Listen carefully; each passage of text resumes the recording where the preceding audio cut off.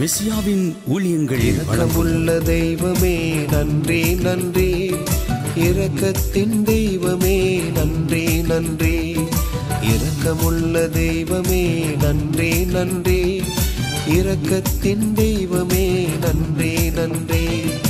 ஹல்லேலூயா, ஆமென், ஹல்லேலூயா. தந்தை, மகன், தூய ஆவியின் பெயரால் ஆமென். எங்கள் அன்பு நிறைந்த தகப்பனே இறைவா, உம்மை போற்றி புகழுகிறோம், தாழ்மையோடு ஆராதிக்கிறோம், நன்றி செலுத்துகிறோம்.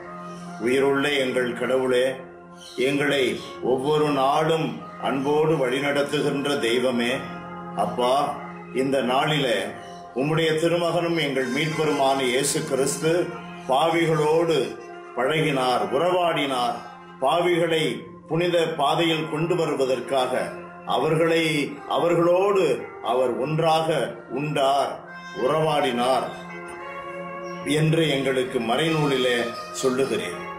தெய்வமே, தெய்வங்களுக்கெல்லாம் மேலான எங்கள் கடவுளே, எங்களைப் போல பாவம் தவிர மற்ற அனைத்திலும் எங்களைப் போலவே உம்முடைய திருமகன் கிறிஸ்து இவ்வுலகில் வாழ நீர் தயவு புரிந்தீர்.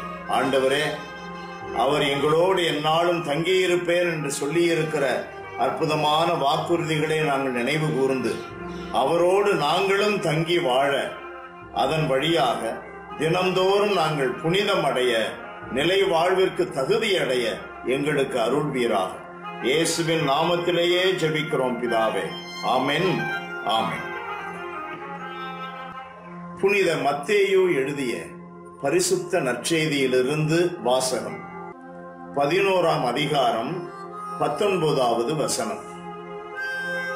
இயேசு அவர்களிடம், மானிட மகன் வந்துள்ளார், அவர் உண்கிறார், குடிக்கிறார்.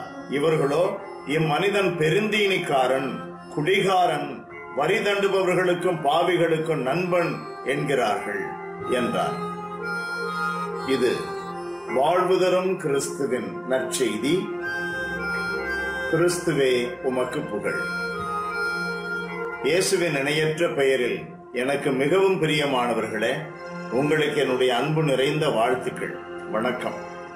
அன்பானவர்களே, நம்முடைய ஆண்டவர் இயேசு பாவம் தவிர மற்ற அனைத்திலும் நம்மை போலவே வாழ்ந்தார். நம்மை போல அனுதின வாழ்வில பசியை அனுபவித்தார், வியர்வை வியர்த்தார், களைப்புற்றார், எதிர்க்கப்பட்டார், நட்புறவுகளை பெற்றார், உறங்கினார், உண்டார், உறவாடினார். ஒன்றிலே நாம் வாசிக்கிறோம், யோவான் எழுதிய திருமுகத்திலே, நாங்கள் அவரோடு உண்டோம், அவரோடு உறவாடினோம், தொட்டோம், உணர்ந்தோம்.